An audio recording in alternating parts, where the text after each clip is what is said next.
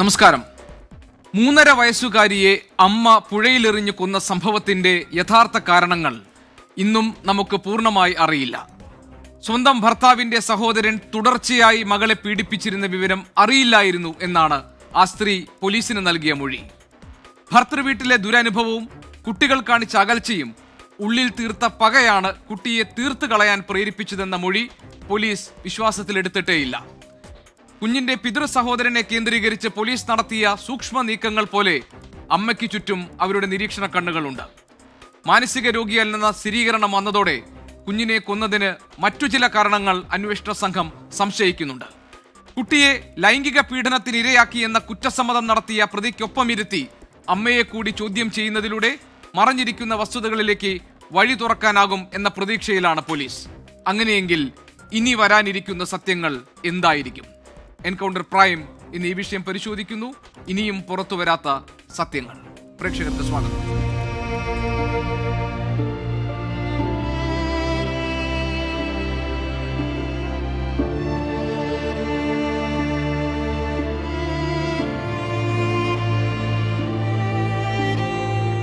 സാറേ ഞങ്ങക്ക് കാണണം. അല്ല മുഖം ഒന്ന് കണ്ടേ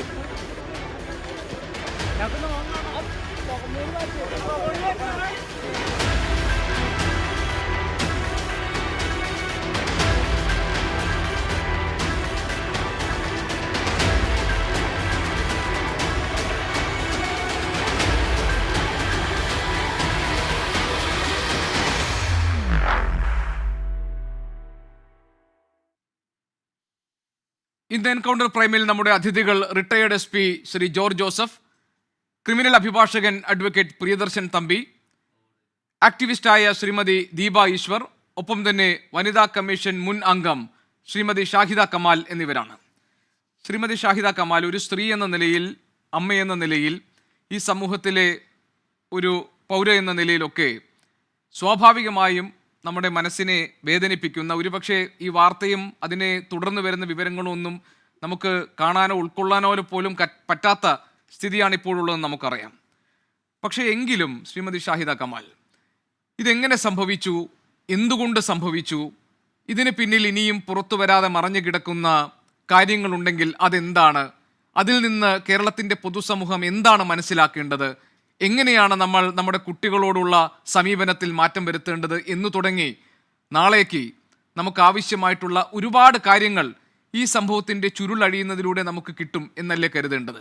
അങ്ങനെയാണെങ്കിൽ ശ്രീമതി ഷാഹിദ കമാൽ, ഇപ്പോൾ വന്നിരിക്കുന്ന വിവരങ്ങളിൽ താങ്കൾ ഏതൊക്കെ കാര്യങ്ങളാണ് വിശ്വസിക്കുന്നത്? അതായത് അമ്മ കുഞ്ഞിനെ പുഴയിലേക്ക് എറിഞ്ഞു കൊന്നു, അതിൻ്റെ കാരണം എന്താണെന്ന് നമുക്കറിയില്ല. മറിച്ച് കുഞ്ഞ് പീഡിപ്പിക്കപ്പെട്ടുകൊണ്ടേയിരുന്നു, അതും ഈ അച്ഛൻ്റെ അനിയനാൽ എന്നും ഉള്ള വിവരം വരുന്നുണ്ട്. പക്ഷേ എന്തുകൊണ്ട് കൊന്നു എന്ന് നമുക്കറിയില്ലല്ലോ. താങ്കൾക്ക് എന്തൊക്കെ കാര്യങ്ങൾ മനസ്സിലായിട്ടുണ്ട് ശ്രീമതി ഷാഹിദ കമാൽ?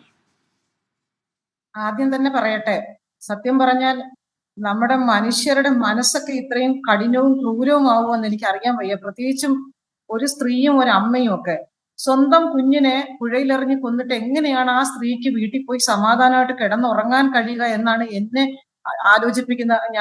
എനിക്ക് സത്യം പറഞ്ഞാൽ ഞാൻ പിന്നീട് ഈ തുടർ വാർത്ത കണ്ടതേ ഇല്ല കുഞ്ഞിനെ കൊന്നതിന് ശേഷം. അത്രയ്ക്ക് അത് കാണാൻ പോലും ഉള്ളൊരു മനസ്സില്ല.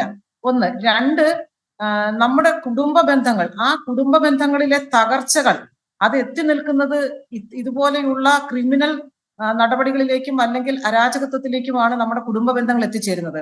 ഞാൻ കമ്മീഷനിലിരുന്നപ്പോൾ എന്റെ മുന്നിൽ വന്നിട്ടുള്ള കേസും ഞാൻ പറയുന്നു, ഒരു പോക്സോ കേസ് ഉണ്ടാകുന്നെങ്കിൽ അത് നമ്മുടെ വീട്ടിനകത്ത് നമ്മുടെ വീടുമായിട്ട് ഏറ്റവും അടുപ്പമുള്ള ആളുകൾക്ക് മാത്രമേ ചെറിയ കുട്ടികളെ പീഡിപ്പിക്കാൻ സാധിക്കുകയുള്ളൂ. അപ്പം അങ്ങനെയുള്ള ആളുകൾക്ക് അതിനുള്ള അവസരം ഉണ്ടാകുമ്പോൾ തീർച്ചയായിട്ടും നമ്മുടെ വീട്ടിലുള്ള ആളുകൾക്ക് അതിനകത്ത് ഉത്തരവാദിത്വമുണ്ട്. ഇവിടെ അമ്മ ഇപ്പോഴും പറയുന്ന കാര്യങ്ങൾ വിശ്വാസയോഗ്യമല്ല എന്ന് ഒരു സാധാരണക്കാരായിട്ടുള്ള ഒരു സ്ത്രീ എന്ന നിലയിൽ ഞാൻ ഉൾപ്പെടെ കേരളീയ സമൂഹം വിശ്വസിക്കുന്നു.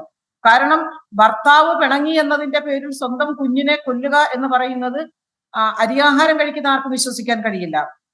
ഇനി ഈ ഭർത്താവിന്റെ അനിയനും ഈ സ്ത്രീയും ഒക്കെ തമ്മിൽ ഏതെങ്കിലും തരത്തിലുള്ള ബന്ധങ്ങൾ, പലപ്പോഴും നമ്മൾ പല കേസുകളും ആഴത്തിൽ ചോദ്യം ചെയ്യപ്പെടുമ്പോഴും ആഴത്തിൽ അന്വേഷണം നടത്തുമ്പോഴും നമുക്ക് മനസ്സിലായിട്ടുള്ളത്, അമ്മയും അല്ലെങ്കിൽ മറ്റ് ആരെങ്കിലും ഒക്കെ തമ്മിലുള്ള വിവിധ ബന്ധങ്ങൾ കുട്ടികൾ കണ്ടെത്തിയാൽ ആ കുഞ്ഞുങ്ങളെ കൊല്ലുന്ന ഒരുപാട് സംഭവങ്ങൾ കേരളീയ സമൂഹത്തിൽ ഉണ്ടായിട്ടുള്ളത് നമ്മൾ അങ്ങനെ ഉണ്ടായോ ഇല്ലയോ എന്ന് എനിക്ക് അറിയില്ല. പക്ഷെ ഞാൻ അത്തരം ഒരുപാട് സംഭവങ്ങൾ നമ്മുടെ കേരളത്തിൽ ഉണ്ടായിട്ടുണ്ട് എന്നുള്ളത് നമ്മൾ വിസ്മരിക്കാൻ പാടില്ല.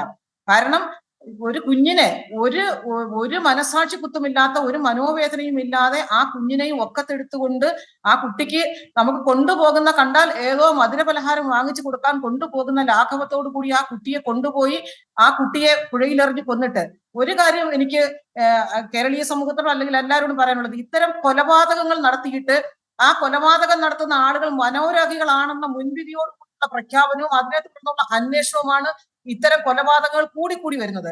ഇവിടെ നമുക്കറിയാം, പിന്നെ അഫാൻ എന്ന് പറയുന്ന ഒരു ചെറുപ്പക്കാരൻ 5 കൊലപാതകം നടത്തി അമ്മയെ കൊല ചെയ്യപ്പെട്ടു, മരണപ്പെട്ടു എന്ന് പറഞ്ഞിട്ട് പോയ ആളുകൾ പോലും അത്തരം ആളുകളെയെല്ലാം മനോരോഗികളായി ചിത്രീകരിക്കുന്നത് ഒട്ടും ശരിയല്ല. കാരണം ഇത്തരം ആളുകൾ എന്ത് കൊണ്ട് ഈ കുറ്റം ചെയ്തു എന്ന് കൃത്യമായി അന്വേഷിക്കുകയും അവരുടെ പങ്ക് അതിനകത്തുണ്ടെങ്കിൽ അത് വെളിച്ചത്ത് കൊണ്ടുവരികയും അത് കൃത്യമായ നിയമ നടപടികളിലൂടെ എത്രയും വേഗം ശിക്ഷ കിട്ടണം. ഈ പല കേസുകളിലും നമ്മൾ ഇങ്ങനെ ആദ്യത്തെ ഒരു ആരംഭ ശൂരത്വമുണ്ട്. ഏത് സംഭവം നടന്നാലും, ഏത് കൊലപാതകം നടന്നാലും, ഏത് കുറ്റകൃത്യം നടന്നാലും മാധ്യമങ്ങളടക്കം പൊതുസമൂഹമടക്കം സോഷ്യൽ മീഡിയ അടക്കം കുറെ ദിവസത്തേക്ക് ഇങ്ങനെ ചർച്ച ചെയ്യും. അതിനുശേഷം ആ കേസിന്റെ സമാപ്തി എന്തായിട്ടുണ്ട് എന്ന് പല കേസുകളും അന്വേഷിച്ചു പോയാൽ ഇപ്പോഴും അത് നീണ്ട കാലയളവിലേക്ക് ഇങ്ങനെ കോടതികൾ കിടക്കുകയാണ്. ഇതുപോലെയുള്ള പ്രതികൾക്ക് എത്രയും പെട്ടെന്ന് ശിക്ഷ നൽകി അത് പൊതുസമൂഹത്തിന്റെ മുന്നിൽ കൊണ്ടുവന്ന് ഇത്തരം കുറ്റകൃത്യം ചെയ്യുന്ന ആളുകൾക്ക് ഇതാണ് ശിക്ഷ എന്ന് നമുക്ക് സമൂഹത്തെ ബോധ്യപ്പെടുത്താൻ കഴിഞ്ഞാൽ മാത്രമേ. കാരണം പല കേസിലും പല പ്രതികളും വന്നിട്ട് പറയുന്നത് കേൾക്കാം, ഈ കേസിന് എന്ത് ശിക്ഷ കിട്ടാനാ, അല്ലെങ്കിൽ ഇത് എവിടെ പോകാനാ, എവിടം വരെ പോകും എന്ന് എനിക്ക് അറിയാമെന്ന് ഈ കുറ്റവാളികൾ വന്ന് ഇവിടുത്തെ മാധ്യമങ്ങളുടെ മുന്നിൽ നിന്നുകൊണ്ട് പറയുന്ന പോലും നമ്മൾ ഇങ്ങനെ നിസ്സഹായരായി കേട്ടു നിൽക്കുന്ന പല സാഹചര്യങ്ങൾ നമ്മുടെ മുന്നിൽ ഉണ്ടായിട്ടുണ്ട്. ഇവിടെ ഈ കുട്ടി പീഡിപ്പിക്കപ്പെട്ടതായി അമ്മ അറിഞ്ഞില്ല എന്ന് പറയുന്നത് പച്ചക്കള്ളമാണ്. കാരണം 3.5 വയസ്സുള്ള ഒരു മകൾ തന്റെ അരികിൽ കിടന്നാണല്ലോ ഉറങ്ങുന്നത്, ഒരു അമ്മയുടെ അരികിൽ കിടന്നാണ് ഉറങ്ങുന്നത്. അവൻ ആ 3.5 വയസ്സുള്ള കുട്ടിക്ക് അത് അനുഭവിക്കേണ്ടി വരുന്ന ക്രൂരമായ പീഡനം, ശാരീരിക മാനസിക പീഡനം അത് തിരിച്ചറിയാൻ ആ കുഞ്ഞിന് സാധിക്കില്ലെങ്കിൽ പോലും ആ കുഞ്ഞ് അനുഭവിച്ചിട്ടുള്ള അസ്വസ്ഥതകൾ, ആ കുഞ്ഞിന്റെ ശരീരഭാഗത്തുണ്ടായിട്ടുള്ള മുറിവുകൾ, അല്ലെങ്കിൽ ആ കുട്ടി മൂത്രമൊഴിക്കുന്ന സമയത്തുണ്ടാകുന്ന അസഹിഷ്ണുതയും വേദനയും ഒക്കെ 3.5 വയസ്സുകാരിയായ ഒരു കുഞ്ഞിനെ അമ്മ കുളിപ്പിക്കുമ്പോൾ, ആ കുട്ടിയെ കുളിപ്പിക്കുന്നുണ്ടെങ്കിൽ ആ അമ്മ കുളിപ്പിക്കുന്ന നേരത്ത് ആ കുട്ടിയുടെ ശരീരത്തുണ്ടായിട്ടുള്ള മാറ്റങ്ങളും മുറിവുകളും ചതവുകളും ആ അമ്മ അറിഞ്ഞില്ല എന്ന് പറഞ്ഞാൽ അത് പച്ചക്കള്ളമാണ്. അതുകൊണ്ട് അതിന്റെ എല്ലാം പിന്നിൽ വലിയ ദുരൂഹതയുണ്ട്. ആ ദുരൂഹത കൃത്യമായി അന്വേഷിക്കണമെങ്കിൽ ഈ അച്ഛന്റെ അനുജനും അമ്മയും എല്ലാവരെയും ഒരുമിച്ചിരുത്തിയുള്ള ഒരു ചോദ്യം ചെയ്യൽ, കൃത്യമായ ഒരു ചോദ്യം ചെയ്യലും വിശദമായ ഒരു അന്വേഷണവും ആവശ്യമാണ്. കാരണം സ്വന്തം മകളെ കൊലയ്ക്ക് കൊടുത്തിട്ട് നിന്ന് ന്യായം പറയുന്ന ഒരമ്മ, ആ അമ്മയെ എങ്ങനെയാണ് നമുക്ക് കേരളീയ സമൂഹത്തിന് അംഗീകരിക്കാനും ഉൾക്കൊള്ളാനും കഴിയുന്നത്?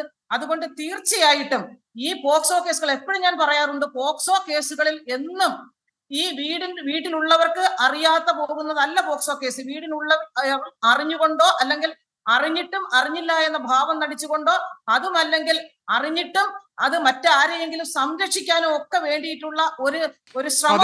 അതെ ശ്രീമതി ഷാഹിദ കമാൽ, അത് വളരെ ശരിയാണ്. അതായത് ഇതറിയാതെ പോകുന്നതല്ല, വീട്ടിനകത്ത് നടക്കുന്ന ഇത്തരം ക്രൂരമായ ക്രൂരകൃത്യങ്ങൾ അത് അറിഞ്ഞിട്ടും പറയാതെ ഇരിക്കുന്ന, അത് മറച്ചു വെക്കുന്ന, അതിനെ നിയമത്തിൽ മുന്നിൽ കൊണ്ടുവരാനുള്ള എല്ലാ സാധ്യതകളെയും പഴുതുകളെയും ഇല്ലാതാക്കുന്ന ആ മനോഭാവമുണ്ടല്ലോ, അതാണ് ഏറ്റവും വലിയ കുറ്റകൃത്യം. ഞാൻ വരാം. അഡ്വക്കേറ്റ് പ്രിയദർശൻ തമ്പി, ഇതുപോലെ കേരളത്തിൻ്റെ പൊതുമനസാക്ഷിയെ നടുക്കുന്ന ഓരോ സംഭവം ഉണ്ടാകുമ്പോഴും കേരളത്തിലെ പൊതുസമൂഹം ഒന്നടങ്കം പറയുന്ന ഒരു കാര്യമുണ്ട്, ആ പ്രതിയെ തൂക്കിക്കൊല്ലണം എന്നുള്ളതാണ്.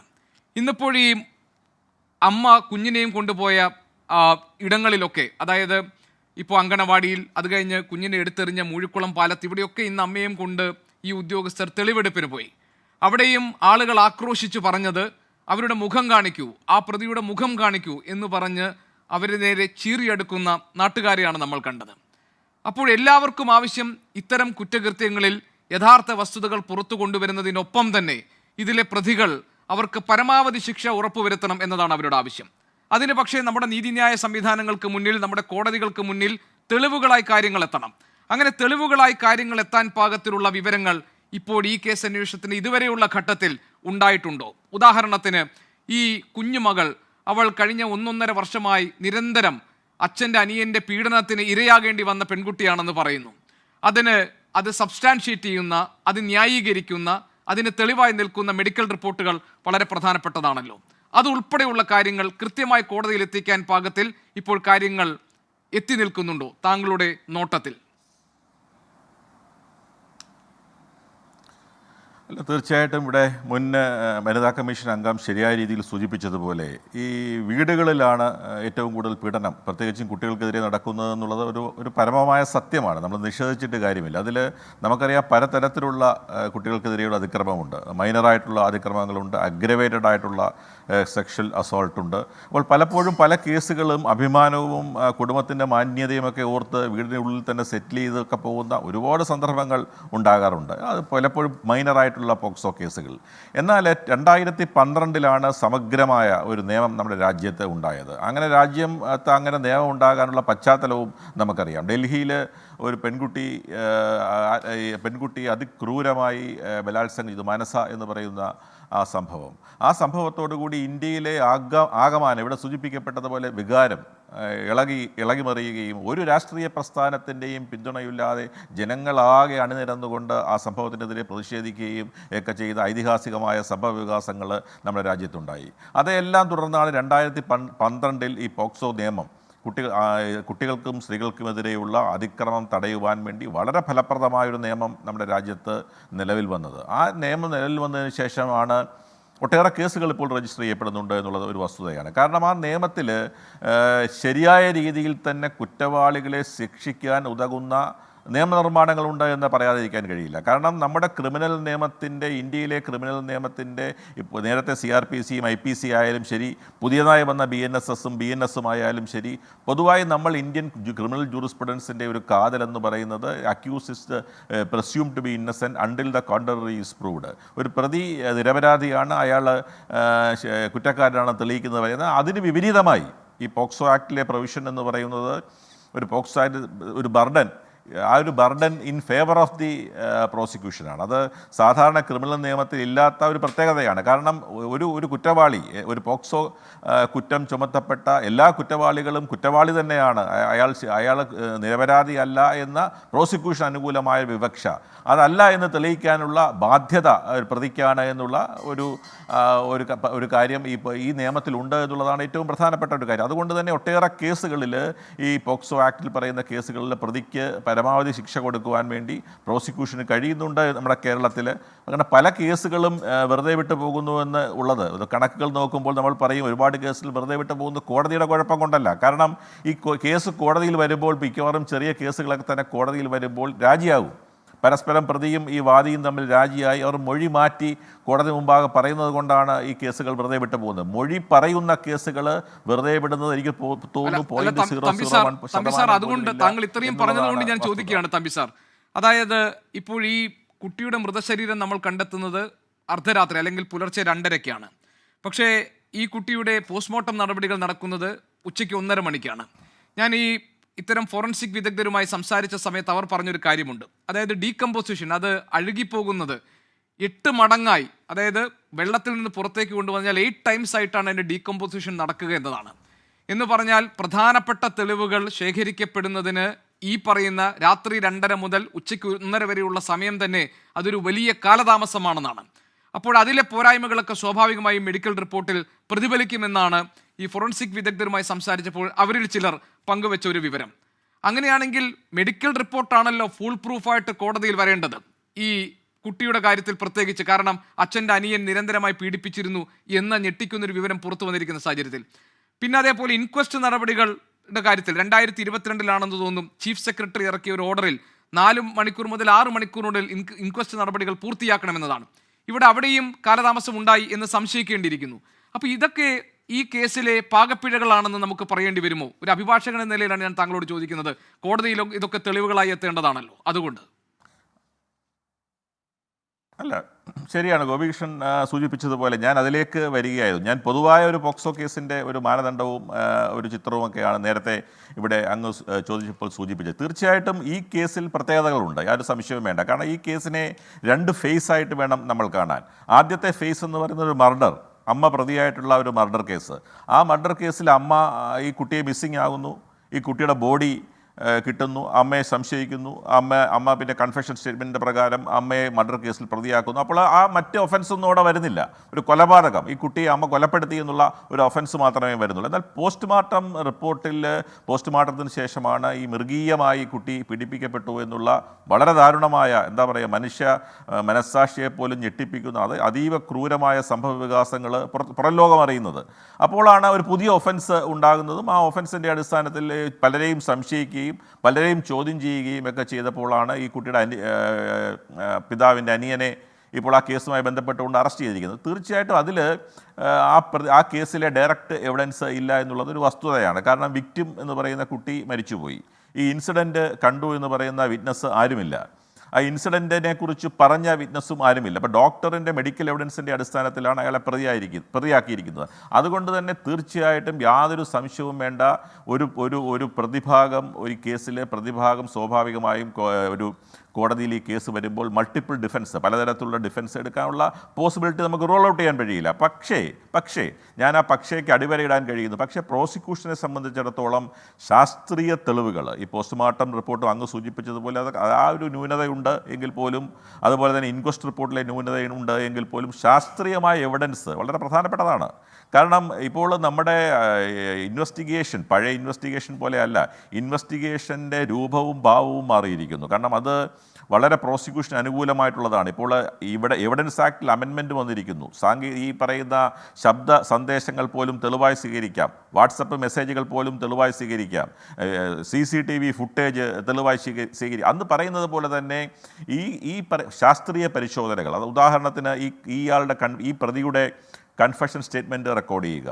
ആ കൺഫെഷൻ സ്റ്റേറ്റ്മെൻറ്റിൻ്റെ അടിസ്ഥാനത്തിൽ അയാളുടെ 27 റിക്കവറി, അയാൾ എവിടെയാണോ കുട്ടിയുമായിട്ട് ശാരീരികമായി ബന്ധപ്പെട്ട് ആ കുട്ടിയെ ഉപദ്രവിച്ചിട്ടുള്ള സ്പോട്ടിലേക്ക് പോവുക, അവിടുത്തെ ആ സ്പോട്ടിൽ നിന്ന് ഉള്ള മെറ്റീരിയൽ ഒബ്ജക്ട്സ് റിക്കവർ ചെയ്യാൻ സാധിക്കും പോലീസിന്. ഉദാഹരണം ഷീറ്റ്, അല്ലെങ്കിൽ അയാൾ അന്ന് ധരിച്ചിരുന്ന കൈലി അല്ലെങ്കിൽ അടിവസ്ത്രം, ഇതെല്ലാം കുട്ടിയുടെ അടിവസ്ത്രം, ഇതെല്ലാം റിക്കവർ ചെയ്തുകൊണ്ട് ഇയാളുടെ ബ്ലഡ് പരിശോധിച്ച് ഇതിലെ സിമൻ ഉണ്ടോ എന്നൊക്കെ പരിശോധിച്ച് അത് കണക്ട് ചെയ്തുകൊണ്ട് ഫോറൻസിക് ലബോറട്ടറിയിലേക്ക് അയച്ച് ഈ കുട്ടിയുടെ ഇതുമായി പരിശോധിച്ച് അത് ഒന്നാണ്, പോസിറ്റീവാണ് എന്ന് തെളിയുകയാണെങ്കിൽ എനിക്ക് തോന്നുന്നു വളരെ കോജൻ്റായിട്ടുള്ള ഒരു എവിഡൻസ് ആയിരിക്കും അത്. ആ ഒരൊറ്റ എവിഡൻസ് കൊണ്ട് തന്നെ പ്രതിക്കെതിരെയുള്ള കുറ്റം തെളിയിക്കുവാൻ പ്രോസിക്യൂഷന് കഴിയും. അത്തരത്തിൽ വളരെ ശാസ്ത്രീയമായി 1 by 1 ആയി ഈ പ്രതിയുടെ കൺഫെഷൻ സ്റ്റേറ്റ്മെൻറ്റ്, ഈ പ്രതിയെ കസ്റ്റഡിയിൽ വാങ്ങി ചോദ്യം ചെയ്തുകൊണ്ട്, ആ കസ്റ്റഡിയിൽ ഒരു പ്രതിയെ ഇൻവെസ്റ്റിഗേഷൻ്റെ ഭാഗമായി കസ്റ്റഡിയിൽ ചോദ്യം ചെയ്യുന്നത് വളരെ പ്രധാനപ്പെട്ടതാണ്. നമുക്കറിയാം, പോലീസിനോട് ഒരു പ്രതി പറയുന്ന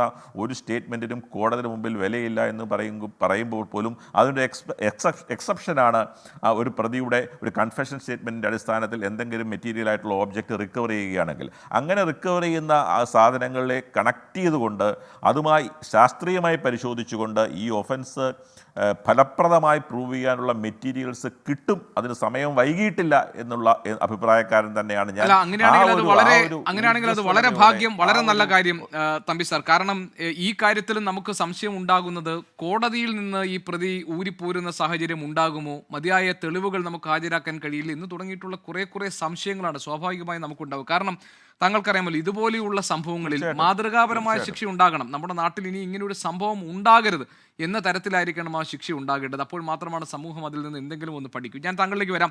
ശ്രീ ജോർജ് ജോസഫ് സാർ, ഇതിനകത്ത് ഈ സംഭവം ഒന്നാകെ എടുക്കുമ്പോൾ ഇത് ഒരു കുറ്റകൃത്യമല്ലല്ലോ. അതായത് കുഞ്ഞിനെ അമ്മ കൊന്നു എന്നതല്ല, 2 കുറ്റകൃത്യങ്ങളാണ് നടന്നിട്ടുള്ളത്. ഒന്ന്, 3.5 വയസ്സ് മാത്രം പ്രായമായ ഒരു കുഞ്ഞിനെ കഴിഞ്ഞ 1.5 വർഷമായി സ്വന്തം അച്ഛൻ്റെ സഹോദരൻ ക്രൂരമായി പീഡിപ്പിച്ചുകൊണ്ടിരിക്കുകയായിരുന്നു, ലൈംഗിക പീഡനം നടത്തുകയായിരുന്നു എന്ന ഒരു കുറ്റകൃത്യം.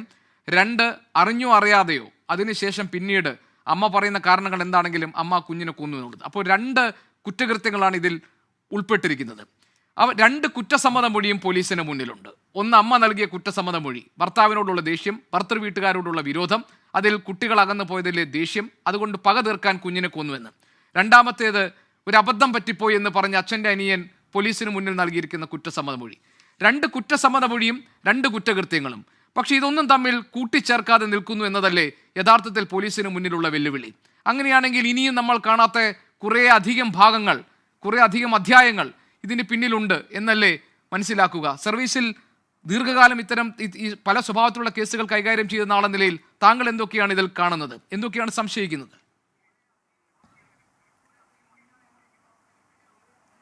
ഇതിനകത്ത് 2 കേസെന്ന് പറഞ്ഞാൽ ഒരു കേസ് ഇപ്പം ആ സുഭാഷ് എന്ന് പറഞ്ഞ കുട്ടിയുടെ പിതാവ് താമസിക്കുന്ന സ്ഥലത്താണ് റേപ്പെല്ലാം കൂടെ അല്ലെങ്കിൽ റേപ്പല്ലല്ലോ പോക്സോ കേസ് കൊച്ചിനെതിരായിട്ട് വന്നിരിക്കുന്നത്.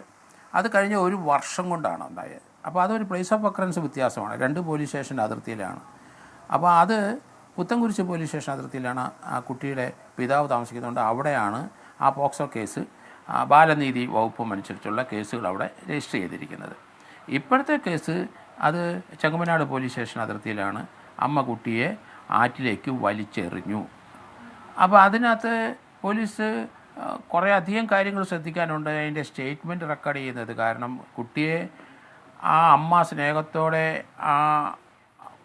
അവരുടെ സ്കൂളിൽ നിന്ന് വിളിച്ചുകൊണ്ട് വന്ന് അതിനുശേഷം ആ CCTV ദൃശ്യമൊക്കെയാണ് സത്യം പറയുന്നത്. ആലുവ പുഴയുടെ അവിടെ പോയി കുട്ടിയെ കളയാനായിട്ട് ശ്രമിച്ചു. അവിടെ 2 ഓട്ടോക്കാർ ഇൻ്റർഫിയർ ചെയ്തു. അപ്പോൾ ഇൻറ്റൻഷൻ ക്ലിയറാണ്, കുട്ടിയെ കൊല്ലാമെന്നാണ്. അതിനുശേഷം ആ കുട്ടിയെ മൂഴിക്കുളം പാലത്തിൻ്റെ അവിടുന്ന് ഇട്ട ശേഷം അവരൊരു ഓട്ടോ പിടിച്ച് പോകുമ്പം കുട്ടിയില്ല. ഇതൊക്കെ ഒരു സർക്കംസ്റ്റാൻഷ്യൽ എവിഡൻസിലാണ് അത് ബിൽഡ് ചെയ്ത് വരുന്നത്. അപ്പോൾ അതിന് വളരെ സ്ട്രോങ് ആയിട്ടുള്ള ഒരു എവിഡൻസ് പോലീസ് കൃത്യമായിട്ട് ആ സ്റ്റേറ്റ്മെൻറ്റ് ഓരോരോ ചെറിയ സാക്ഷികളെ നെയ്ത് കൊണ്ടുവന്നാൽ അമ്മ തന്നെയാണ് അത് ചെയ്തതെന്നുള്ള മർഡർ കേസിലേക്ക് തീർച്ചയായിട്ടും ശിക്ഷ വാങ്ങിക്കാൻ പറ്റും. അത് വളരെ സൂക്ഷിച്ച് വേണം പോലീസ് അത് കൈകാര്യം ചെയ്യാനെന്ന് ഞാൻ പറഞ്ഞു. കാരണം കുട്ടിയെ പാലത്തുനിന്ന് മൂഴിക്കുളം പാലത്തിൽ നിന്ന് എടുത്ത് എറിയുന്നത് ആരും കണ്ടിട്ടില്ല. അവർക്ക് നല്ലൊരു ഡിഫൻസ് അതിനകത്ത് എടുക്കാൻ പറ്റും. കാരണം ഞാനല്ല കൊണ്ടുപോയി എന്നെ കുട്ടിയെ നേരെ ആരെങ്കിലും തട്ടിക്കൊണ്ട് പോയെന്ന് അങ്ങനെയുള്ള കഥകളൊക്കെ 100 കഥകൾ വരാം.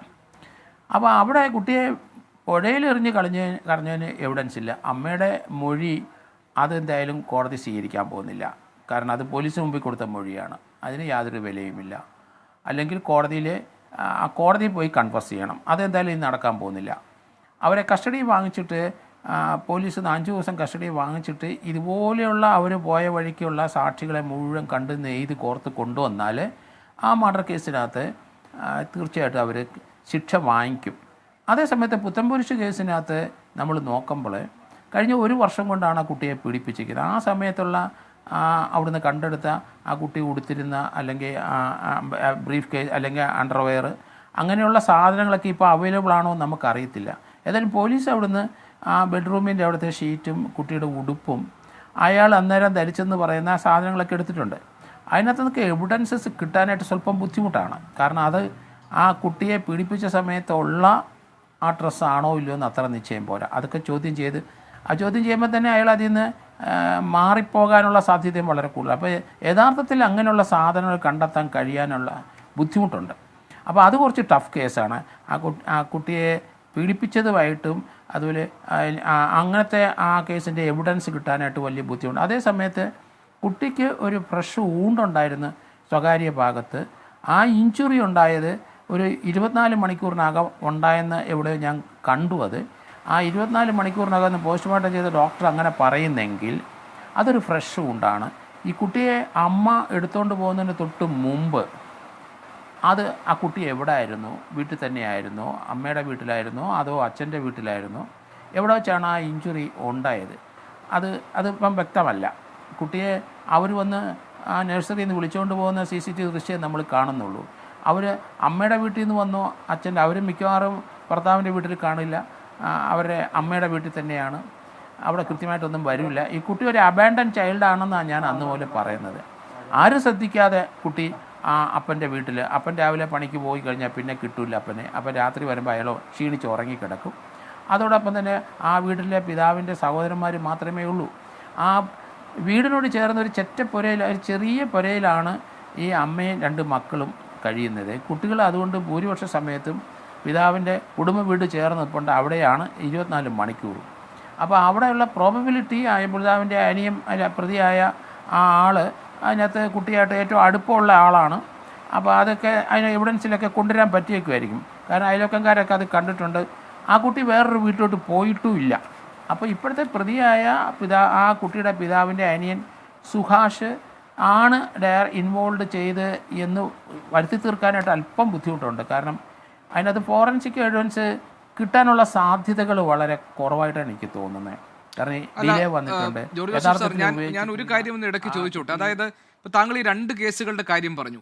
എനിക്ക് ഒരു സംശയമുള്ളത്, ഈ ഇപ്പോൾ ഒരു ഫ്രഷ് വൂണ്ടിന്റെ കാര്യം പറഞ്ഞു. അപ്പോൾ ഈ അച്ഛൻ്റെ അനിയൻ പീഡിപ്പിച്ചിരുന്നു എന്നതും അത് ഏതെങ്കിലും തരത്തിൽ ഈ കുഞ്ഞിനെ കൊല്ലുന്നതിന് അമ്മയ്ക്ക് പ്രേരണയായിട്ടുണ്ടോ എന്ന കാര്യവും ഇതിൽ പരിശോധിക്കപ്പെടേണ്ടതല്ലേ? അങ്ങനെ ഇതിനെ തമ്മിൽ ബന്ധിപ്പിക്കുന്ന ഒരു വിവരം കണ്ടെത്തുക എന്നത് പോലീസിന് മുന്നിൽ നിലവിലൊരു പ്രധാനപ്പെട്ട ചലഞ്ച് അല്ലേ?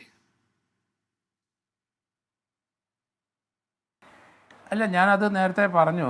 അമ്മ എന്തുകൊണ്ടാണ് കുട്ടിയെ, ഇനി എൻ്റെ കുട്ടിനെ ആരും പീഡിപ്പിക്കണ്ട. ഏതായാലും കുഞ്ഞ് ആ 3-3.5 വയസ്സുള്ള കുട്ടി അമ്മയുടെ അടുത്ത് പറഞ്ഞിട്ടുണ്ടാവും. അമ്മ ആ മുറിവ് കാണിച്ചിട്ടുണ്ടാവും. എനിക്ക് അമ്മ വേദന എടുക്കുക, അതിനെപ്പറ്റി സെക്ഷനെ പറ്റി ഒന്നും അറിയില്ലല്ലോ കൊച്ചിന്. അപ്പോൾ ആ കുട്ടി അമ്മയുടെ അടുത്ത് അത് കാണിച്ചിട്ടുമുണ്ട്, പറഞ്ഞിട്ടുമുണ്ട്. അപ്പോൾ അമ്മ അത് മനസ്സിലാക്കിയിട്ടുണ്ട്. അതുകൊണ്ട് അമ്മ കുട്ടിയെടുത്ത് എറിഞ്ഞത് ഇനി അവളെ ആരും പീഡിപ്പിക്കാൻ വേണ്ട, ഇവർക്ക് അവിടെ വലിയ വോയിസും ഇല്ല, അവിടെ സ്ഥിരമായിട്ട് വഴക്കും ബഹളവും ആണെന്നുള്ള രീതിയിൽ. അങ്ങനെ ഒരു ചിന്താഗതിയാണെങ്കിലും കൊച്ചിനെ കൊല്ലാൻ പറ്റില്ലല്ലോ. അതുകൊണ്ട് 302 വേറൊരാൾ ഇതിനകത്ത് വരാനുള്ള സാധ്യത, അയാൾ അതിനൊരു പ്രേരകടമാണെന്നും പറയാൻ ഒക്കില്ല. കാരണം അയാൾ കുട്ടിയെ കൂടുതൽ സ്നേഹിച്ചിട്ട് ആ കുട്ടിയെ പീഡിപ്പിച്ചുകൊണ്ടിരിക്കും. സുഹാഷ് പീഡിപ്പിക്കുന്നതെന്ന് മാത്രമേ നമുക്ക് കണ്ടെത്താൻ കഴിയുള്ളൂ. അത് മർഡറുമായിട്ട് ബന്ധപ്പെടുമെന്ന് എനിക്ക് തോന്നുന്നില്ല. കാരണം അത് നിലനിൽക്കുന്നതെന്ന് അതിനുള്ള ഒരു സാഹചര്യം ഇല്ല. അയാളുടെ പ്രേരണ കൊണ്ടാണ്. ഇനി അവർക്ക് ആ വീട്ടിൽ അവരുടെ ഭർത്താവിനോടത്തും അനിയന്മാരോടത്തൊന്നും ഒരു സ്നേഹവും ഇല്ല. അതുകൊണ്ടാണല്ലേ അവിടുന്ന് എപ്പോഴും അവരുടെ അമ്മയുടെ വീടിൻ്റെ അവിടെ വന്ന് നിൽക്കുന്നത്. അതുകൊണ്ട് അത് തമ്മിൽ കണക്ട് ചെയ്യാൻ സാധ്യത. പക്ഷേ അവർ കൊല്ലാനുള്ള ഒരു കാരണം, ഒരു മോട്ടീവ്, എൻ്റെ കൊച്ചിനെ ഇനി ആരും ഉപദ്രവിക്കരുത്, കാരണം അവിടുന്ന് ആ കൊച്ചിന് ഉപദ്രവം ഏറ്റെന്ന് കൃത്യമായിട്ട് അമ്മയ്ക്ക് അറിയാം.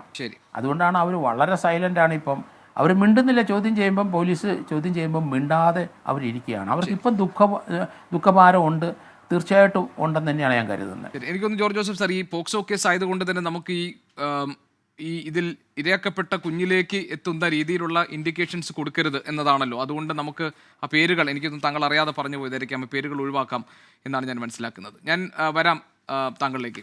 ശ്രീമതി ദീപ ഈശ്വർ, ഇതിൽ ശ്രീമതി ദീപ, ആദ്യം ഈ സംഭവങ്ങൾ നടന്നു കഴിഞ്ഞ ശേഷം ഇപ്പോൾ നമുക്ക് എന്തിനാണ് അമ്മ ഈ കുഞ്ഞിനെ പുഴയിലേക്ക് വലിച്ചെറിഞ്ഞ് കൊന്നത് എന്ന ഒരു ചോദ്യം യഥാർത്ഥത്തിൽ നമ്മുടെ മുന്നിലുണ്ട്. ഇത് ഈ പീഡന വിവരം അറിഞ്ഞ ശേഷമുള്ള അമ്മയുടെ ഒരു പ്രതികരണമായിരുന്നു. അതല്ല, അമ്മ പറയുന്നത് പോലെ വീട്ടുകാരോടുള്ള ദേഷ്യം, കുഞ്ഞുങ്ങൾ അടുക്കാതിരിക്കുന്നു, അവർ മാറി നിൽക്കുന്നു, അതിലുള്ള പക, അതുകൊണ്ട് ഈ 3.5 വയസ്സുകാരിയെ പുഴയിലെറിഞ്ഞു കൊന്നു എന്ന് ശ്രീമതി ദീപ ഈശ്വർ താങ്കൾ കരുതുന്നുണ്ടോ?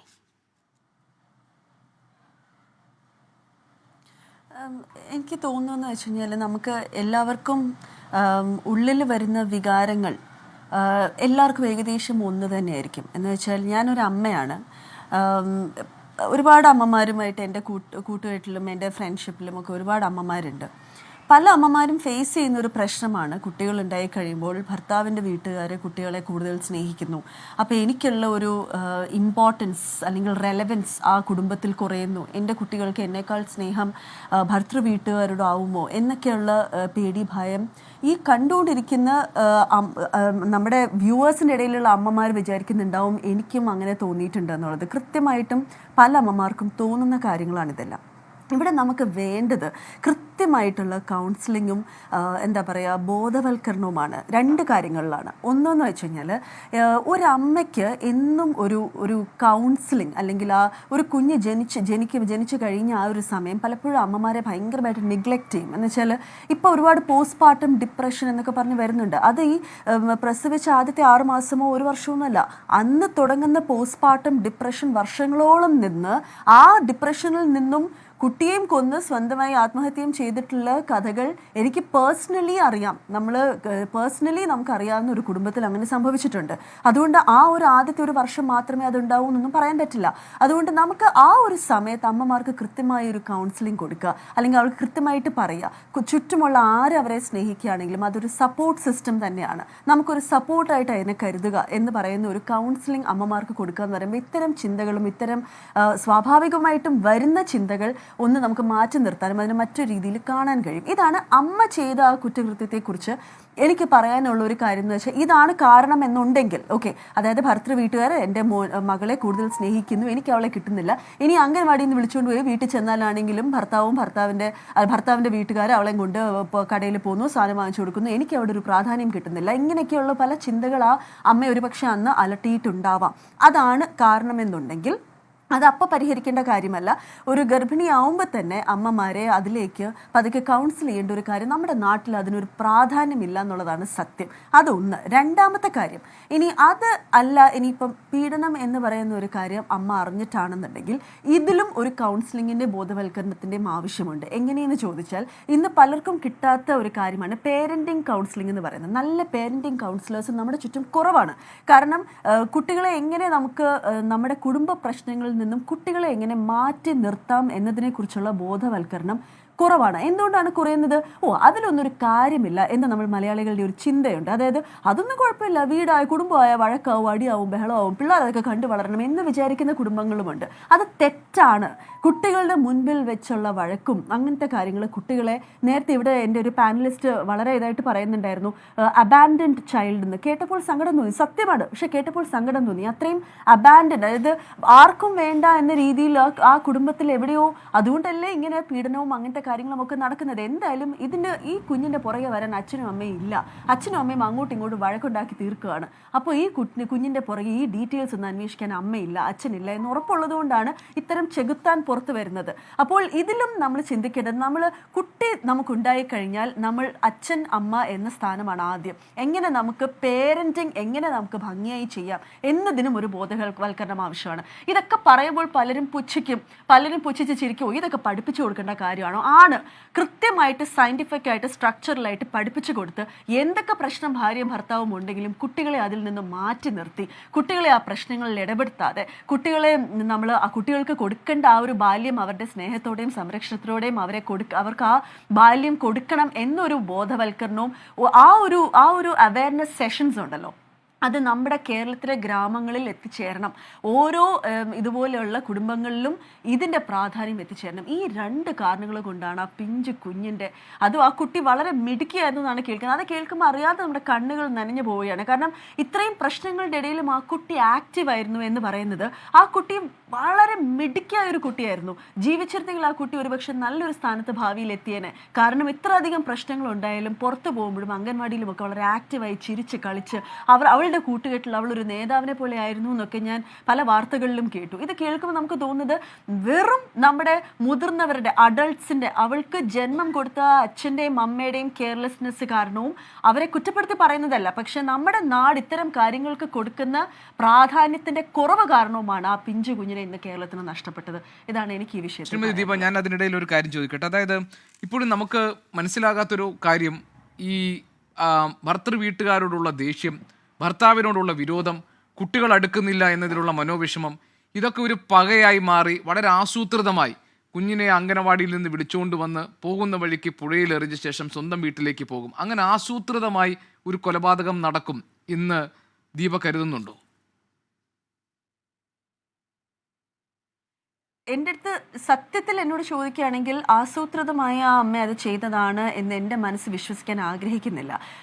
കുറേ വർഷങ്ങളായിട്ട് മനസ്സിൽ കൊണ്ട് നടക്കുന്ന പല പ്രശ്നങ്ങളും നമുക്ക് ഈ ട്രിഗേഴ്സ് എന്ന് പറയുമല്ലോ, ട്രിഗേഴ്സ്, അതിൻ്റെ മലയാളം വാക്കെന്ന് കൃത്യമായിട്ട് കിട്ടുന്നില്ല. ട്രിഗേഴ്സ്, നമ്മുടെ ഉള്ളിൽ ഈ ഉറങ്ങിക്കിടക്കുന്ന പല ചിന്തകളും ഓരോരോ സമയത്തും വന്നു കൂടുന്ന വികാരങ്ങളെ, നമുക്ക് വരുന്ന ദേഷ്യം, സങ്കടം, ഫ്രസ്ട്രേഷൻ, നമുക്ക് എല്ലാം ഇട്ടെറിഞ്ഞിട്ട് പോകാൻ തോന്നുന്ന നിമിഷങ്ങളിലും നമ്മൾ പിടിച്ച് സഹിച്ച് നിൽക്കുന്ന ഒരുപാട് നിമിഷങ്ങൾ എല്ലാ അമ്മമാർക്കും വരും.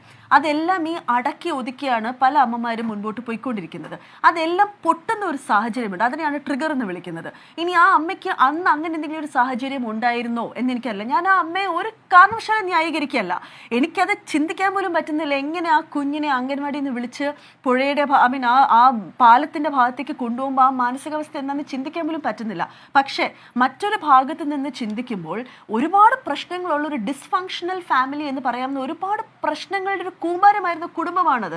അപ്പോൾ ആ അമ്മയ്ക്കാണെങ്കിലും ആ അമ്മയാണെങ്കിലും മകളാണെങ്കിലും ഒരുപാട് പ്രശ്നങ്ങളിലൂടെ കടന്നുപോയ ഒരു രണ്ട് വ്യക്തികളാണ് ആ കുഞ്ഞു വാവയാണെങ്കിലും അമ്മയാണെങ്കിലും. അതുകൊണ്ട് മാത്രമാണ് ഞാൻ മറ്റൊരു വശം അതിൽ ചിന്തിക്കുന്നത്. കാരണം ഇത് ആ സമയത്ത് ആസൂത്രണമായി കൊലപാതകം എന്ന രീതിയെക്കാട്ടിലും ജീവിതം മടുത്തു, എനിക്കിനി ഇത് കാണാൻ വയ്യ എന്നൊരു ട്രിഗറിൽ, ആ ഒരു പൊട്ടിത്തെറിയിൽ സംഭവിച്ചതാണ് ഇതെങ്കിലോ എന്ന് മാത്രമാണ് ഞാൻ ചിന്തിക്കുന്നത്. കാരണം ആസൂത്രണമായിട്ട് കൊല ചെയ്യാൻ ആ അമ്മയ്ക്ക് ആ മകളോട് എന്ത് വൈരാഗ്യമാണ് ഉണ്ടാവേണ്ടത്? ഇല്ല, ആ മകളോട് വൈരാഗ്യമില്ല. ഇതാണ് ഞാൻ നേരത്തെ പറഞ്ഞത്. ഭർത്തൃ വീട്ടുകാരോടുള്ള വൈരാഗ്യം തീർത്തതാണെങ്കിൽ അതും ഒരുപാട് വർഷങ്ങളായിട്ട് മനസ്സിൽ നിൽക്കുന്ന ഇമോഷൻസ്. ഈ ഭർത്താവിൻ്റെ അനിയൻ ഒരുപാട് വട്ടം 1.5 വർഷമായിട്ട് ഈ കുഞ്ഞിനെ പീഡിപ്പിക്കുകയാണെന്നുള്ള വാർത്ത കേട്ടു. അതുകൊണ്ട് എപ്പോഴും ഈ ആളുടെ കൂടെയാണ് ഈ മോള് പുറത്ത് പോയിക്കൊണ്ടിരുന്നത്, ഈ മോളെ കൂട്ടിയാണ് എല്ലായിടത്തും പോകുന്നത് എന്നൊക്കെ ഒരു അയൽവാസി പറയുന്നത് കേട്ടു. എവിടെ ചെന്നാലും ഈ അയൽവാസി പറയുന്നുണ്ടായിരുന്നു, നിങ്ങൾ നിങ്ങളുടെ സമപ്രായക്കാരോടൊപ്പം പോകുമെന്ന് പറഞ്ഞിട്ട് പോലും കേൾക്കാതെ ഈ മോളുടെ. അപ്പോൾ ഈ അമ്മയുടെ അവസ്ഥ ഒന്ന് ആലോചിച്ച് നോക്കൂ. മകളും അയാളോട് ഒരുപാട് സ്നേഹം കാണിക്കുന്നു, അയാൾ വിട്ടുകൊടുക്കുന്നില്ല കുഞ്ഞിനെ. അപ്പോൾ ഈ അമ്മയ്ക്ക് ഒരുപാട് അങ്ങനെയുള്ള വീർപ്പുമുട്ടുകളുണ്ടാവും. അതിൻ്റെ കൂട്ടത്തിൽ ഈ പീഡനത്തിൻ്റെ വിവരം എപ്പോഴെങ്കിലും അറിഞ്ഞു കാണാനുള്ള സാധ്യതയും കൂടുതലാണ്. കാരണം ഒരു കുഞ്ഞിന് എന്തെങ്കിലും അസ്വസ്ഥത ഉണ്ടെങ്കിൽ അവളുടെ ബോഡി ലാംഗ്വേജിൽ, അവൾ നടക്കുന്ന രീതിയിൽ എവിടെയെങ്കിലുമൊക്കെ ആ അമ്മ അത് ശ്രദ്ധിച്ചിട്ടുണ്ടാവും എന്നത് സത്യമാണ്. അത് കേട്ടിട്ടുണ്ടെന്നുണ്ടെങ്കിൽ നമുക്ക് ആലോചിക്കാവുന്നതിനും അപ്പുറമാണ് ആ അമ്മയുടെ അപ്പോഴത്തെ മാനസിക സമ്മർദ്ദം എന്ന് പറയുന്നത്. അതുകൊണ്ട് ആസൂത്രണമായിട്ട് ആ കുഞ്ഞിനോടുള്ളൊരു വൈരാഗ്യം കാരണം എടുത്ത് ചെയ്തതാണെന്ന് മാത്രം നമ്മളൊരു ബ്ലാക്ക് ആൻഡ് വൈറ്റിൽ ഈ ഒരു വിഷയത്തെ കാണാൻ അല്പം ബുദ്ധിമുട്ടാണ്. ശരി ശ്രീമതി ദീപ ഈശ്വർ, ഞാനൊരു ചെറിയ ഇടവേള എടുക്കുന്നു. ഇടവേളയ്ക്ക് ശേഷം ഞാൻ തിരികെ എത്താം. ഈ കൊലപാതകത്തിൻ്റെ കാരണങ്ങൾ എന്ത് തന്നെയാണെങ്കിലും അതിലേക്ക് കൃത്യമായി വെളിച്ചം വീശുന്ന തരത്തിലേക്ക് ഇൻവെസ്റ്റിഗേഷൻ ചെന്നെത്തുന്നതിന് തടസ്സമായി നിൽക്കുന്ന, അല്ലെങ്കിൽ അവരുടെ മുന്നിൽ വലിയ വെല്ലുവിളികളായി നിൽക്കുന്ന ചില ഘടകങ്ങളുണ്ട്. അത് പരിഹരിക്കണമെങ്കിൽ പോലീസിനെ സംബന്ധിച്ച് ഇതിൽ ഈ പ്രതിയാക്കപ്പെട്ട, പോക്സോ കേസിൽ പ്രതിയാക്കപ്പെട്ട അച്ഛൻ്റെ സഹോദരനെയും അമ്മയെയും ഒപ്പം ഇരുത്തി ചോദ്യം ചെയ്യണം എന്നുള്ളതാണ് പോലീസ് ഇപ്പോൾ കരുതുന്ന കാര്യം. അതുകൊണ്ട് തന്നെ ആ ചോദ്യം ചെയ്യലിൻ്റെ പ്രസക്തി എത്രത്തോളം ഉണ്ട് എന്ന് കൂടി നമുക്ക് പരിശോധിക്കാം. ശ്രീമതി ഷാഹിദ കമാൽ, ഇപ്പോൾ കേരളത്തിൽ ഇത്തരത്തിലുള്ള സംഭവങ്ങൾ ആവർത്തിക്കാതിരിക്കാൻ സാമൂഹികമായ ഇടപെടൽ ആവശ്യമാണ്. അതാണ് ശ്രീമതി ദീപ ഈശ്വർ പറഞ്ഞുകൊണ്ടിരുന്നത്. ശ്രീമതി ഷാഹിദ കമാൽ, ഇവിടെ തുടക്കത്തിൽ ഈ സംഭവം ഉണ്ടായിരുന്നപ്പോൾ നമ്മുടെ മുന്നിൽ ഉണ്ടായിരുന്നത് ആദ്യം ഒരു കുഞ്ഞിനെ കാണാതാകുന്നു, പിന്നീട് അന്വേഷണത്തിലാണ് മൃതദേഹം കണ്ടെത്തുന്നു, പിന്നെ ഫർദർ അന്വേഷണം വരുമ്പോൾ അമ്മ കൊലപ്പെടുത്തിയതാണെന്ന് അറിയുന്നു, അതിനുശേഷം അച്ഛൻ്റെ സഹോദരൻ പീഡിപ്പിച്ചിരുന്നു എന്നറിയുന്നു. അതിനിടയ്ക്ക് വന്നൊരു വിവരമാണ് ഈ കുട്ടികളെ ഇതിനു മുൻപും ഇല്ലാതാക്കാൻ വേണ്ടി, അതായത് ഐസ്ക്രീമിൽ വിഷം കലർത്താൻ, ടോർച്ച് കൊണ്ട് തലക്കടിക്കാൻ, അങ്ങനെ പല രീതിയിൽ ഈ കുട്ടികളോടുള്ള ദേഷ്യം, അല്ലെങ്കിൽ ഈ കുട്ടികൾ ഒരു ശല്യമായി മാറുന്നു എന്നതുപോലെ അമ്മ പെരുമാറിയിരുന്നു എന്നുള്ളതൊക്കെ. പക്ഷെ ഇപ്പോൾ വീണ്ടും ചോദ്യം ചെയ്യലും അന്വേഷണവും ഒക്കെ മുന്നോട്ട് പോകുമ്പോൾ കുട്ടികൾ പറഞ്ഞ, അല്ലെങ്കിൽ ഭർത്തൃവീട്ടുകാർ പറഞ്ഞിരുന്ന, കുട്ടികൾ പറഞ്ഞ പല കാര്യങ്ങളും പോലീസ് ഇപ്പോൾ വിശ്വാസത്തിലെടുക്കാൻ തയ്യാറല്ല. എന്ന് പറഞ്ഞാൽ ഇതിനകത്ത് ഈ വിവരങ്ങളൊക്കെ വരുമ്പോൾ തന്നെ ചില കുക്ഡ് അപ്പ് സ്റ്റോറീസ്, ചില മെയ്ഡ് അപ്പ് സ്റ്റോറീസ്, ചില കഥകൾ ഇതിനകത്ത് തിരികെ കയറ്റാൻ ശ്രമിക്കുന്നു എന്ന് നമ്മൾ സംശയിച്ചു പോവുകയാണ്. അപ്പോൾ ഈ കൊലപാതകത്തിലേക്ക് നയിച്ച കാരണങ്ങളിലേക്ക് ഇനിയും ഒരു കാര്യമായ അന്വേഷണം ചെല്ലേണ്ടതുണ്ട് എന്ന് താങ്കൾക്ക് അഭിപ്രായമുണ്ടോ? തീർച്ചയായിട്ടും ഇതിനകത്ത് വളരെ സമഗ്രമായ ഒരു ശാസ്ത്രീയമായ ഒരു അന്വേഷണം ആവശ്യമുണ്ട്. എനിക്ക് ഒരു വലിയൊരു പരാതി തന്നെയായിട്ട് ഞാൻ പറയുകയാണ് ഈ ചർച്ചയിൽ. നമ്മുടെ നാട്ടില് പല കൊലപാതകങ്ങളും അല്ലെങ്കിൽ പല ക്രിമിനൽ കുറ്റങ്ങളും നടന്നു കഴിയുമ്പോൾ നമ്മൾ സമൂഹ മാധ്യമങ്ങളിലും വന്നിരുന്ന് ചർച്ച ചെയ്യുമ്പോഴെല്ലാം തന്നെ ഈ ആ കുറ്റവാളികളെ ഒരു മാനസിക പ്രശ്നമുള്ള ആളാക്കി നമ്മൾ അങ്ങ് പ്രഖ്യാപിക്കുകയാണ്. അങ്ങനെ പ്രഖ്യാപിച്ചു കഴിഞ്ഞിട്ട് അവർക്ക് സമൂഹത്തിന്റെ മുന്നിൽ ഒരു സഹതാപം കിട്ടുന്ന രീതിയിലാണ് പലപ്പോഴും അങ്ങനെ പോകുന്നത്. അപ്പൊ അത് വീണ്ടും വീണ്ടും ഇത്തരം ആളുകൾക്ക് ഇത്തരത്തിലുള്ള കുറ്റകൃത്യങ്ങൾ ചെയ്യാനുള്ള പ്രേരണ ഉണ്ടാവുകയാണ്. ഇവിടെ ഇപ്പോൾ ഈ ഒരു മകള് മാത്രമല്ല, ഒരു മകനും ഈ അമ്മയ്ക്കുണ്ട്. അപ്പം ഈ മകനെ കൂടി തീർച്ചയായിട്ടും മകനിൽ നിന്ന് കൂടി മൊഴിയെടുക്കേണ്ടതുണ്ട്.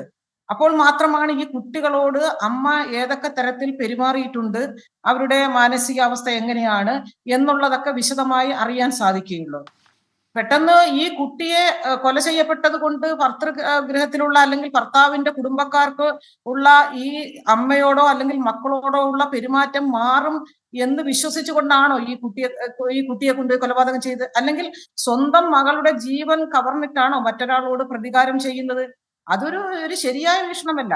ഇപ്പൊ ഞാൻ വനിതാ കമ്മീഷൻ ഇരിക്കുന്ന സമയത്ത് എല്ലാ പഞ്ചായത്തുകളും കേന്ദ്രീകരിച്ച് നമ്മള് ബോധവൽക്കരണ സെമിനാറുകൾ നടത്തിയിട്ടുണ്ട്. എല്ലായിടത്തും ഇപ്പൊ കൗൺസിലിംഗ് സെന്ററുകൾ ധാരാളമുണ്ട്. കൗൺസിലിംഗ് സെന്ററുകളുടെ അഭാവമോ ബോധവൽക്കരണമോ ഒന്നുമില്ല. അതിന്റെ ഒന്നും അഭാവം ഇല്ല നമ്മുടെ നാട്ടിൽ, അതൊക്കെ ഉണ്ട്. പക്ഷെ അത് ശരിയായ വിധം വേണ്ട വിധം സമയത്ത് അത് ഉപയോഗപ്പെടുത്തുകയും വിനിയോഗിക്കുകയും ചെയ്യാതെ പോകുന്നു എന്നുള്ളതാണ്. ഞാൻ എൻ്റെ ഒരു അനുഭവം ഞാൻ പറയാം. നമ്മള് ഈ ക്ലാസ് എടുക്കുന്ന സമയത്ത്, അല്ലെങ്കിൽ ഇത്തരത്തിലുള്ള നിയമപരമായ ക്ലാസ്സോ അല്ലെങ്കിൽ ഈ പോക്സോയെ കുറിച്ചുള്ള ക്ലാസ് ഒക്കെ എടുക്കുന്നതിന് വേണ്ടി നമ്മള് ആളുകളെ വിളിക്കുമ്പോൾ പലപ്പോഴും പലർക്കും അത് വരാൻ വലിയ മടിയാണ്. ഞാനിപ്പോ ഇതൊക്കെ എന്തിനാ കേൾക്കാൻ പോകുന്നത്, എനിക്കിപ്പോ ഇതിന്റെ ആവശ്യം എന്താണ് എന്ന് പറയുകയും പിന്മാറുകയും ചെയ്തിട്ടുള്ള ഒരുപാട് പേരുണ്ട്. പക്ഷേ അവർക്കൊരു ആവശ്യം വരുമ്പോഴോ ഒരു പ്രശ്നം വരുമ്പോഴോ അവര് നമ്മളെ തേടി വരികയും നമ്മളെ വിളിക്കുകയും അഭിപ്രായം ചോദിക്കുകയും ചെയ്തിട്ടുള്ള അനുഭവങ്ങൾ ധാരാളമുണ്ട്. അപ്പൊ നമുക്കൊരു പ്രശ്നം വന്നിട്ട് ആ പ്രശ്നത്തിന് പരിഹാരം കാണുന്നതിന് പകരം പ്രശ്നരഹിതമായ ഒരു സമൂഹത്തെ സൃഷ്ടിക്കാനും പ്രശ്നരഹിതമായ സന്തോഷകരമായ സമാധാനപരമായ ഒരു കുടുംബ അന്തരീക്ഷം സൃഷ്ടിക്കുവാനും സമൂഹത്തിന് കഴിയണം. അതിന് എല്ലാ മേഖലകളിലും നമ്മൾ ഇടപെടൽ ഉണ്ടാകേണ്ടതുണ്ട്. പണ്ടൊക്കെ നമുക്കറിയാം, കൂട്ടുകുടുംബ വ്യവസ്ഥയിലായിരുന്ന സമയത്ത് നമ്മുടെ വീട്ടിൽ ഒരുപാട് അംഗങ്ങൾ നമ്മുടെ വീട്ടിലുണ്ട്, മുതിർന്നവരുണ്ട്, അപ്പൂപ്പനും അമ്മുമ്മയും മുത്തശ്ശിയൊക്കെ ഉണ്ട്. അപ്പൊ വീട്ടിൽ ഒരു ചെറിയ പ്രശ്നം ഉണ്ടായി കഴിഞ്ഞാൽ, അല്ലെങ്കിൽ ആ വീട്ടിലെ ഭാര്യ ഭർത്താക്കന്മാർ തമ്മിൽ മക്കളോ കൊച്ചുമക്കളോ തമ്മിൽ ഒരു പ്രശ്നം ഉണ്ടായി കഴിഞ്ഞാൽ അവിടെ ഇടപെടാനും അവിടെ ഒരു മീഡിയേഷൻ നടത്താനും അവിടെ ഒരു മധ്യസ്ഥം വഹിച്ച് ആ പ്രശ്നം ആ വീടിനുള്ളിൽ തന്നെ ചർച്ച ചെയ്ത് ഭാര്യയ്ക്കും ഭർത്താക്കന്മാർക്കും ഇടയിലുള്ള അഭിപ്രായ വ്യത്യാസം മാറ്റിയെടുത്ത് അവരെ ഒരുമിച്ച് കൊണ്ടുപോകാനുള്ള ഒരു മധ്യസ്ഥ ശ്രമം നമ്മുടെ വീടുകളിൽ തന്നെ ഉണ്ടായിരുന്നു. പക്ഷെ ഇന്ന് അതെല്ലാം മാറി നമ്മളെല്ലാം അണുകുടുംബ വ്യവസ്ഥയിലേക്ക് മാറിയിരിക്കുന്നത്. ആർക്കും സ്വന്തം അച്ഛനും അമ്മയും പോലും വീട്ടിൽ വേണ്ടാത്ത അവസ്ഥയില്ല. കല്യാണം കഴിഞ്ഞാൽ പിറ്റേ ദിവസം എങ്ങനെ മാറി താമസിക്കാം എന്ന് ചിന്തിക്കുന്ന ഒരു യുവത്വമാണ് നമുക്കുള്ളത്. ഇപ്പൊ വന്ന് വിവാഹം പോലും വേണ്ട എന്ന് പറയുന്ന ഒരു യുവത്വത്തിലേക്കാണ്, അല്ലെങ്കിൽ ഒരു തലമുറയിലേക്ക് ആ ഒരു കാലത്തിലേക്കാണ് നമ്മൾ കടന്നുപോയിക്കൊണ്ടിരിക്കുന്നത്. അപ്പം എല്ലാവരും സെൽഫിഷാണ്. കാരണം ഞാൻ, എന്റെ കുട്ടി അല്ലെങ്കിൽ എന്റെ ഭർത്താവ്, അതിന്റെ അപ്പുറത്തേക്ക് അച്ഛൻ, അമ്മ, സഹോദരങ്ങൾ, മുത്തശ്ശി, മുത്തശ്ശൻ, ഈ ബന്ധങ്ങളൊന്നും നമുക്ക് വേണ്ടാത്ത രീതിയിലേക്ക് മനുഷ്യൻ അവനവനിലേക്ക് ചുരുങ്ങുന്നു. ആ ചുരുങ്ങുന്നതിന്റെ ഭാഗമായിട്ടാണ് ചെറിയ ചെറിയ പ്രശ്നങ്ങൾ വരുമ്പോൾ അതിനെ നേരിടാൻ കഴിയാതെ, അതിന് പരിഹാരം കാണാൻ കഴിയാതെ, അതിനാരെയാണ് സമീപിക്കേണ്ടത്, എവിടെയാണ് പോകേണ്ടത് എന്നറിയാതെ അവരവരുടെ ഉള്ളിൽ ഈ പ്രശ്നങ്ങളെല്ലാം ഇങ്ങനെ ചേർത്ത് വെച്ച് ഒരു ദിവസം അത് പൊട്ടിത്തെറിക്കുന്ന സമയത്താണ് ഇത്തരത്തിലുള്ള കൊലപാതകങ്ങളിലേക്കും പ്രശ്നങ്ങളിലേക്കും ഒക്കെ മനുഷ്യൻ കടന്നു പോകുന്നത്. അപ്പൊ തീർച്ചയായിട്ടും നമ്മുടെ കുടുംബ അന്തരീക്ഷമാണ് ആദ്യം മാറേണ്ടത്. ശരി, തമ്പി സാർ, ഇനി ഒന്ന് രണ്ട് സംശയങ്ങളാണ്. അതായത് ഇപ്പോൾ 2 കേസുകളുടെ കാര്യം പറഞ്ഞു. ഒന്ന്, ഈ അച്ഛൻ്റെ അനിയൻ പീഡിപ്പിച്ചത്, 2 അമ്മ കുഞ്ഞിനെ കൊലപ്പെടുത്തിയത്. ഇനി ഈ പോക്സോ കേസിൽ അമ്മ കൂട്ടുപ്രതിയാണോ അല്ലയോ എന്നൊരു സംശയമുണ്ട്. അതായത് അമ്മയ്ക്ക് ഈ പീഡന വിവരം നേരത്തെ അറിയാമായിരുന്നോ, അതോ അമ്മ ഈ പീഡന വിവരം അറിഞ്ഞ ശേഷം കുഞ്ഞിനെ കൊലപ്പെടുത്താൻ തീരുമാനിച്ചതാണോ? ഈ കേസിന്റെ നിലനിൽപ്പിനെ, അതായത് ഈ വിവരങ്ങൾ, ഇതിലെ വസ്തുതകൾ ഇനി പുറത്തു വരാനിരിക്കുന്നതേ ഉള്ളൂ, തെളിയാനിരിക്കുന്നതേ ഉള്ളൂ, ഈ കേസിന്റെ നിലനിൽപ്പിനെ എങ്ങനെയാണ് ബാധിക്കുക? അല്ല, ഈ വിവരങ്ങളെല്ലാം തന്നെ എനിക്ക് തോന്നുന്നു ഈ ഒരു കേസിൽ 2 കേസുകളും 2 കേസുകളായിട്ട് തന്നെ വിചാരണ ചെയ്യപ്പെടും. അപ്പോൾ ഈ 2 കേസുകളുടെ അന്വേഷണം അതിൻ്റെ പ്രിമച്വർ സ്റ്റേജിലാണ്. ഇപ്പോൾ അന്വേഷണം ജസ്റ്റ് തുടങ്ങിയിട്ടേ ഉള്ളൂ. അപ്പോൾ ഈ പറയുന്ന എല്ലാ പോസിബിലിറ്റീസും, പല പോസിബിലിറ്റീസ് ഇതിൽ നമുക്ക് കാണാൻ കഴിയും, പല കൺസ്ട്രക്ഷൻസ് കാണാൻ കഴിയും, പല ആംഗിളിൽ നിന്ന് നോക്കുമ്പോൾ പല കാരണങ്ങളും കാണാൻ കഴിയും. ഇതെല്ലാം പോലീസ് വിശദമായി പരിശോധിക്കും എന്ന് തന്നെയാണ് കരുതേണ്ടത്. അപ്പോൾ സ്വാഭാവികമായും ഒരു ഇൻവെസ്റ്റിഗേഷൻ്റെ ഭാഗമായി അതെല്ലാം പരിശോധിക്കണം. പരിശോധിച്ചതിൽ നിന്നും തെളിവുകൾ കണ്ടെത്തണം എന്നുള്ളതാണ് ഏറ്റവും പ്രധാനപ്പെട്ട ഒരു കാരണം. അതിൽ ഏറ്റവും പ്രധാനപ്പെട്ട ഒരു കാര്യം, ഈ കുട്ടിയുടെ അമ്മയ്ക്ക് ഇത് നേരത്തെ അറിയാമായിരുന്നോ എന്നുള്ളത് വളരെ പ്രസക്തമായ ഒരു ചോദ്യമാണ്. അത് അങ്ങനെ പറയുന്ന അവസരത്തിൽ തന്നെ അവർക്ക് അത് അറിയാമായിരുന്നുവെങ്കിൽ, ഒരമ്മ അറിയാമായിരുന്നുവെങ്കിൽ അമ്മയത് നാളിതുവരെ മറ്റാരോടെങ്കിലും ഷെയർ ചെയ്തിട്ടുണ്ടോ? അമ്മയെ ഈ കൊലപാതക കേസിൽ അറസ്റ്റ് ചെയ്ത് അവരുടെ സ്റ്റേറ്റ്മെൻറ്റ് റെക്കോർഡ് ചെയ്തിട്ടുണ്ട്, അവരെ മജിസ്ട്രേറ്റ് മുമ്പാകെ പ്രൊഡ്യൂസ് ചെയ്തിട്ടുണ്ട്. അപ്പോൾ അവർ ഈ കാര്യം പറഞ്ഞിട്ടുണ്ടോ? വളരെ പ്രധാനപ്പെട്ട കാര്യമാണ്. കാരണം ഞാൻ ഇങ്ങനെ കുഞ്ഞിനെ ഈ ഒരു കാരണം കൊണ്ടാണ്, എൻ്റെ കുട്ടി നിരന്തരമായി പീഡിപ്പിക്കപ്പെടുന്നുണ്ട്, അതിൻ്റെ മനോവിഷമം കൊണ്ടാണ് ഞാനിത് ചെയ്തതെന്ന് അവർ പറഞ്ഞിട്ടുണ്ടോ? ഇതെല്ലാം നമ്മൾ ഈ അവസരത്തിൽ പരിശോധിക്കപ്പെടുക തന്നെ ചെയ്യും. അപ്പോൾ ഈ 2 കേസുകളും 2 കേസുകളാണെങ്കിൽ പോലും അത് ഇൻ്റർ കണക്റ്റഡ് ആണ്. ആ കേസുകളെല്ലാം അതിലെ എല്ലാവിധ പോയിൻറ്സും പോലീസ് പരിശോധിക്കും. അപ്പോൾ ഒരു പ്രധാനപ്പെട്ട കാര്യം, ഇൻവെസ്റ്റിഗേഷനുമായി ബന്ധപ്പെട്ടുകൊണ്ട് ഒരു പ്രധാനപ്പെട്ട കാര്യം എനിക്ക് തോന്നുന്നത്, ഈ ഡോക്ടറിൻ്റെ മൊഴി, പോസ്റ്റ്മോർട്ടം നടത്തിയ ഡോക്ടറിൻ്റെ എവിഡൻസ് ഇതിൽ വളരെ പ്രധാനപ്പെട്ടതാണ്. അതിലെ ചില വൂൺസുകൾ റീസെൻ്റ്ലി ആയിട്ട് ഉണ്ടായിട്ടുള്ള വൂൺസാണ് എന്ന് ഡോക്ടർ പറയുന്നത്. അത് വളരെ പ്രധാനപ്പെട്ടതാണ്. അപ്പോൾ ഈ അടുത്ത കാലത്ത് ഈ കുട്ടി മരിക്കുന്നതിന് തൊട്ട് മുമ്പ്, അല്ലെങ്കിൽ ഈ കുട്ടിയെ അമ്മ എടുത്തുകൊണ്ട് വരുന്നതിന് തൊട്ട് മുമ്പ്, ആ തൊട്ട് മുമ്പുള്ള കാലയളവുകളിൽ കുട്ടി ആരുടെ കൂടെ ആയിരുന്നു? ആരാണ് ആ കുട്ടിയെ ആ ദിവസങ്ങളിൽ നോക്കിയിരുന്നത്? അത് കണ്ടവരുണ്ടോ? അതിനാരെങ്കിലും കണ്ടിട്ടുണ്ടോ? കുട്ടിയുടെ ആരെങ്കിലും ബന്ധുക്കൾ, അയൽവാസികൾ? അപ്പോൾ അതെല്ലാം ഈ സർക്കംസ്റ്റാൻസസ് ആണ്. ആ സർക്കംസ്റ്റാൻസസ് എല്ലാം ഈ കേസിലെ, പോക്സോ കേസിൽ വളരെ പ്രധാനപ്പെട്ട തെളിവുകളായി വരും. കാരണം ഈ പറയുന്ന പോലെ ഡയറക്റ്റ് എവിഡൻസ് ഇല്ലാത്ത കേസുകളിൽ ഐ വിറ്റ്നസ് ഇല്ല. കാരണം ഐ വിറ്റ്നസ് ഉണ്ടാവാൻ കഴിയില്ലല്ലോ ഇങ്ങനത്തെ കേസുകളിൽ. സ്വാഭാവികമായും സർക്കംസ്റ്റാൻഷ്യൽ എവിഡൻസ്, സാഹചര്യ തെളിവുകൾ, മറ്റ് സാങ്കേതിക തെളിവുകൾ, മറ്റ് ശാസ്ത്രീയ തെളിവുകൾ, ഇതിനെല്ലാം പ്രോസിക്യൂഷന് അവലംബിക്കാൻ കഴിയും. പക്ഷേ ഞാൻ നേരത്തെ സൂചിപ്പിച്ചതുപോലെ പോക്സോ കേസുകളിൽ പ്രോസിക്യൂഷന് അനുകൂലമായൊരു പ്രിസംപ്ഷൻ ഉള്ളതുകൊണ്ട് തന്നെ ഇത്തരത്തിലുള്ള കാര്യങ്ങൾ പ്രൈമാ ഫേസി പ്രോസിക്യൂഷന് തെളിയിക്കുവാൻ കഴിഞ്ഞാൽ തീർച്ചയായിട്ടും ആ കേസിൽ കുറ്റം സംശയത്തിൻ്റെ അതീതമായി തെളിയിക്കാൻ കഴിയും എന്നുള്ള വിശ്വാസമാണ് എനിക്കുള്ളത്. പക്ഷേ ഈ രണ്ട് കേസുകളിലെയും രണ്ട് തരത്തിൽ നമ്മൾ കാണേണ്ടിയിരിക്കുന്നു. കാരണം ഈ മർഡർ കേസ്, അമ്മ പ്രതിയായിട്ടുള്ള ഒരു മർഡർ കേസ്, മറ്റേത് ആ അമ്മ പ്രതിയായ മർഡർ കേസിൻ്റെ ഇൻവെസ്റ്റിഗേഷനിൽ കണ്ടുപിടിക്കപ്പെട്ട ഒരു സംഭവമാണ് ഈ പോക്സോ കേസ്. അതാണ് ഏറ്റവും പ്രധാനപ്പെട്ട ഒരു ജോർജ് ജോസഫ് സാർ, ഇവിടെ നേരത്തെ ശ്രീമതി ദീപ ഈശ്വർ സംസാരിച്ചപ്പോൾ പറഞ്ഞു അവരുടെ മാനസിക സംഘർഷം, അതായത് ഭർത്തൃ വീട്ടിലുണ്ടായിരുന്ന ആ സാഹചര്യങ്ങൾ, ഒരു തകർന്ന കുടുംബാന്തരീക്ഷത്തിൽ കഴിയേണ്ടി വന്നത്, കുട്ടികൾ വേണ്ട രീതിയിൽ സ്നേഹം പ്രകടിപ്പിക്കാതിരുന്നത്, അങ്ങനെ തുടങ്ങി കുറേ കാലമായ അനുഭവിച്ചു കൊണ്ടുവന്നിരുന്ന ഒരുപാട് പ്രശ്നങ്ങൾ മനസ്സിനകത്ത് ഒരു സങ്കീർണമായ ഒരു സാഹചര്യമാവുകയും പിന്നീട് അത് ട്രിഗർ ചെയ്തിരിക്കാം ഈ സംഭവങ്ങളിലേക്ക് എന്നാണ്. ജോർജ് ജോസഫ് സാർ, ഈ അമ്മ ഈ 3.5 വയസ്സുകാരിയെ കൊന്നതിന് ഇപ്പോൾ ശ്രീമതി ദീപ ഈശ്വരൊക്കെ സംശയിക്കുന്നത് പോലെ ഒരു കാരണമാണോ താങ്കൾ സംശയിക്കുന്നത്? അതല്ലെങ്കിൽ എന്തിനു കൊന്നു എന്നാണ് താങ്കളുടെ ഉള്ളിലുള്ള ഒരു മുൻ പോലീസ് ഉദ്യോഗസ്ഥൻ മനസ്സിലാക്കുന്നത് അല്ലെങ്കിൽ കാണുന്നത്?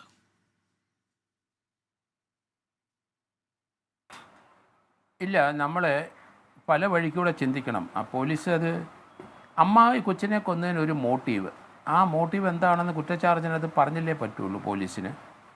അല്ലാതെ വെറുതെ കൊച്ചിനെ എടുത്ത് ആറ്റി ഇട്ടെന്ന് പറയാൻ ഒക്കില്ല. അപ്പോൾ ഒരു മോട്ടീവ് എന്താണെന്ന് കൃത്യമായിട്ട് അത് കുറച്ച് വിശദമായിട്ട് അവരെ ചോദ്യം ചെയ്ത് ശേഷമേ അതിലോട്ട് വരാൻ ഒക്കുള്ളൂ. പക്ഷേ ഇതിനകത്തൊരു കാര്യം, ഈ കുട്ടി അമ്മയുടെ അടുത്ത് പറയാനുള്ള സാധ്യത 99% ഞാൻ വിചാരിക്കുന്നുണ്ട്. കാരണം കൊച്ചിന് അവിടെ വേദന ഉണ്ടാകുന്നു, ഇവിടെ വേദന, അതിൻ്റെ കാരണം അതിന് മനസ്സിലാകത്തില്ല. അപ്പോൾ അതുകൊണ്ട് അമ്മ അത് നോക്കിയിട്ടുണ്ടാവും. അത് ഭർത്തൃ വീട്ടിൽ നിന്നുണ്ടായെങ്കിൽ അമ്മയ്ക്കൊരു ഉത്തരവാദിത്വമുണ്ട്, ആ കൊച്ചിനെ അവിടെ നിർത്താതിരിക്കാമല്ലോ. നഴ്സറി പോകുന്ന കൊച്ചല്ലേ, എന്തുകൊണ്ട് അമ്മയുടെ സംരക്ഷണ കൊച്ചിനെ വെച്ചില്ല? അതൊരു അമ്മയുടെ ഭാഗത്തൊരു വലിയൊരു ഫോൾട്ടല്ലേ? എല്ലാ അമ്മമാരും അങ്ങനെയല്ലേ, കുട്ടിയെ ചേർത്ത് പിടിക്കത്തില്ലേ? അത് മാനസിക രോഗമുള്ള നല്ല ക്രാക്കായിട്ട് നടക്കുന്ന ഒരു അമ്മയായാലും ശരി, ആ കൊച്ചിനെ ചേർത്ത് വയ്ക്കുമവർ. അങ്ങനെ നമ്മളിത് കണ്ടിരിക്കുന്നുള്ളൂ. വളരെ റെയറായിട്ട് ഇതുപോലെ സംഭവം. ഇതൊരു വാശി, വൈരാഗ്യം ഭർത്താവിൻ്റെ വീട്ടുകാരോട് വന്നതിൻ്റെ പുറത്ത് ആ കുട്ടിയെ എടുത്ത് വലിച്ചെറിഞ്ഞ പോലെ എനിക്ക് തോന്നുന്നത്. കാരണം അമ്മയ്ക്ക് ഈ പീഡനത്തിൻ്റെ വിവരം അറിയാമെങ്കിൽ, കൊച്ചു പറഞ്ഞിട്ടുണ്ടെങ്കിൽ അറിയാമെങ്കിൽ, ആ കുട്ടിയെ തീർച്ചയായിട്ടും അവിടുന്ന് മാറ്റി വല്യമ്മയുടെ അടുത്ത് അവിടെ ആക്കാമല്ലോ. ഇവർ മിക്കവാറും അവിടെ തന്നെ അല്ലേ. അപ്പോൾ അങ്ങനെ ഉള്ള ഒരു പ്രശ്നം ഭർത്താവിൻ്റെ വീട്ടുകാരുള്ള പേര്, അല്ല കുട്ടിയുടെ സ്നേഹം അവരെ അടിച്ചുകൊണ്ട് പോയാൽ നല്ല കാര്യമായിട്ടായിരിക്കും ആ അമ്മ കരുതുന്നത്, ആ സ്ത്രീ എനിക്ക് തോന്നുന്നത്.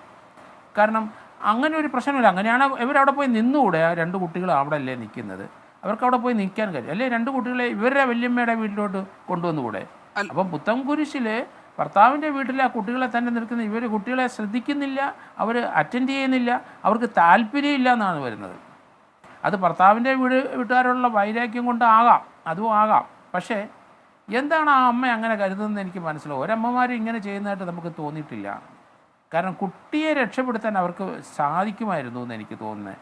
ആ പീഡനത്തിൻ്റെ കാരണം കൊണ്ടാണ്, ആ ഭർത്താവിനോടുള്ള വൈരാഗ്യം, അവരുടെ വീട്ടിലുള്ള വൈരാഗ്യം, കുട്ടികളുടെ സ്നേഹം കിട്ടില്ലാത്ത കാരണം കൊണ്ടാണ് അമ്മ കുട്ടിയെ പുഴയിൽ എറിഞ്ഞതെന്ന് ഞാൻ കരുതുന്നു. അല്ല ജോർജ് ജോസഫ് സാർ, ഒരു കാര്യം ചോദിക്കട്ടെ, അങ്ങനെയാണെങ്കിൽ ഈ അമ്മ ഈ 2 മക്കളെയും മുൻപ് കൊലപ്പെടുത്താൻ ശ്രമിച്ചിരുന്നുവെന്നും അവരോട് വലിയ ദേഷ്യമായിരുന്നു, അവരെ നിരന്തരം ഉപദ്രവിക്കുമായിരുന്നു എന്നുമൊക്കെ ഒരു കഥ ഫിറ്റ് ചെയ്തത് എന്തിനാണ്?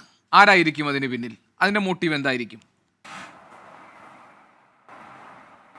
അതായത് അവരെ ചോദ്യം ചെയ്യേണ്ടിയിരിക്കുന്നത്. കാരണം ആ കുട്ടിയെ കൊല്ലാൻ ശ്രമിച്ച് ഐസ്ക്രീമിൽ കുട്ടിയെ ഇളയ കുട്ടിയെ കൊല്ലാൻ ശ്രമിച്ചെന്നുള്ള രീതിയിലാണ് വന്നത്. ഈ മൂത്ത കുട്ടിക്ക് എതിരായിട്ട് അമ്മ എന്തെങ്കിലും ചെയ്തതായിട്ട് ഇതുവരെ ഞാൻ കേട്ടില്ല. അപ്പോൾ അത് നമ്മൾ കണ്ടിട്ടുമില്ല, കേട്ടിട്ടുമില്ല. പക്ഷേ എനിക്ക് തോന്നുന്നില്ല അമ്മയുടെ ഭാഗത്തുള്ള ഒരു തെറ്റ് തന്നെയായിട്ട് എനിക്ക് തോന്നുന്നത്. കാരണം കുട്ടികളെ എന്തിനാണ് അവരുടെ സംരക്ഷണം, കുഞ്ഞു കൊച്ചിനെ എന്തിനാണ് അമ്മയുടെ സംരക്ഷണം മാറ്റി എല്ലാ അമ്മമാരും ചേർത്ത്, നമുക്കറിയാലോ 10, 15, 16 വയസ്സുള്ള കുട്ടികളെ അമ്മ റോട്ടിൽ കൂടെ കൊണ്ടുവന്ന് കണ്ടിട്ടുണ്ട്. കയ്യെ പിടിച്ചോണ്ടാ പോണേ. അമ്മയെ സംരക്ഷിക്കേണ്ട ഉത്തരവാദിത്വം ആ കൊച്ചിനുള്ളതാണ്. ആ കൊച്ചിൻ്റെയും കൈ പിടിച്ചു പോകും ഒരമ്മ. ഞാൻ എത്രയോ അമ്മമാരെ കാണുന്നു, ആ 15, 16, +1, +2 പഠിക്കുന്ന കൊച്ചിൻ്റെ കയ്യെ പിടിച്ചുകൊണ്ടാണ് അമ്മ റോട്ടിൽ കൂടെ നടക്കുന്നത്. അത് അങ്ങനെയാണ് അമ്മമാർ കുട്ടികളെ. അതിനകത്ത് ദാരിദ്ര്യമോ മറ്റ് പ്രശ്നങ്ങളൊന്നും അല്ല, അവർക്ക് പണമില്ലാത്തതൊന്നുമല്ല, അങ്ങനെയാണ് അമ്മമാരെ ചേർത്ത് പിടിക്കുകയുള്ളൂ. പക്ഷേ ഇവരെന്തുകൊണ്ട് ആ കുട്ടിയെയും കുട്ടിയുടെ വീട്ടിൽ നിന്ന് മാറി നിൽക്കുന്നു? അത് ഭർത്താവിനുള്ള ഇതാണെന്നുണ്ടെങ്കിൽ ഇവർക്ക് സാമ്പത്തിക ബുദ്ധിമുട്ടും കാണും. അത് ഉള്ളത് കൊണ്ടാണെങ്കിൽ ആ കുഞ്ഞു കൊച്ചിനെ അവരുടെ വീട്ടിൽ കൊണ്ടുപോയി കൊച്ചിനെ പീഡനം നടത്തുന്നുണ്ടെന്ന് മനസ്സിലാക്കിയ അമ്മമാർ തീർച്ചയായിട്ടും അതിനെ വിളിച്ചോണ്ട്. അത് ഇവിടെ നിന്ന് ഉണ്ടായില്ല, വിളിച്ചുകൊണ്ട് പോയില്ല. അന്ന് ഈ നഴ്സറിയിൽ കുട്ടിയെ ഇവരെടുത്തുകൊണ്ട് പോകുമ്പം അതിൻ്റെ തലേദിവസം കുട്ടി എവിടെ കിടന്നു എന്നുള്ളതാണ്. അത് അമ്മയുടെ കൂടെയാണോ അതോ അപ്പൻ്റെ കൂടെയായിരുന്നോ? കാരണം അതൊരു ഫ്രഷ് ഊണ്ട്, 24 മണിക്കൂറിൽ കൂടുതൽ അതിന് ആ ഒരു ഊണ്ടിന് അതിന് അത്ര പഴക്കമില്ല, 24 hours എന്നൊക്കെ പറയുന്നുണ്ട്. അപ്പോൾ അതെവിടെ വെച്ചുണ്ടായെന്ന് പോലീസ് വളരെ കൂലങ്കഷമായിട്ട് അന്വേഷിക്കേണ്ട ഒരു കാര്യമാണ്. അമ്മ കുട്ടിയെ എടുക്കാൻ വന്നത് ഭർത്താവിൻ്റെ വീട്ടിൽ കൊണ്ടാക്കും, ഇവിടുന്ന് നേരെ അവിടെ കൊണ്ടാക്കുകയാണ്. ആ തലേദിവസം കുട്ടിയെ അമ്മയുടെ അടുത്തായിരുന്നോ, അത് കുട്ടിയും അമ്മയും എവിടെയെങ്കിലും ആ വല്യമ്മയുടെ വീട്ടിൽ തന്നെ വേറെ ഉള്ളിടത്തും പോയോ? ഇതൊക്കെ ഡിഫൻസ് കൊണ്ടുവരുന്ന കാര്യങ്ങളാണ്. അപ്പോൾ അതുകൊണ്ട് വളരെ സൂക്ഷ്മതയോടു കൂടി പോലീസ് പുത്തൻകുരിശ് കേസ് കൊച്ചിനെ പോക്സോ കേസിൽ എവിഡൻസ് എടുക്കുന്നതും, അതുപോലെ തന്നെ ബാലനീതി വകുപ്പ് പ്രകാരം അതിനകത്ത് വേറൊരു കാര്യമുണ്ട്, നമുക്ക് അറിഞ്ഞുകൂടാ കുട്ടിയെ ഇൻസെർഷനുള്ള ആണോ ഇല്ലയോ എന്ന് അറിഞ്ഞുകൂടാ. കാരണം അങ്ങനെ സെക്ഷൻ മാറും. ബാലനീതിയിലെ സെക്ഷൻ 6, 7 തമ്മിൽ വ്യത്യാസമുണ്ട്. 6 എന്നാകുമ്പോൾ പോക്സോ കേസിൻ്റെ അത് റേപ്പായിട്ട് അങ്ങനെ തന്നെ വരുള്ളൂ. അല്ലാത്ത കേസുകൾ ഇൻസെർഷൻ ഇല്ലെന്നുണ്ടെങ്കിൽ, അല്ലാത്ത ഭാഗത്തൊക്കെ ആണെന്നുണ്ടെങ്കിൽ അത് സെക്ഷൻ 7 കീഴിലേ വരുള്ളൂ. അത് 5 മുതൽ 10 വർഷം വരെ ശിക്ഷയുള്ളൂ.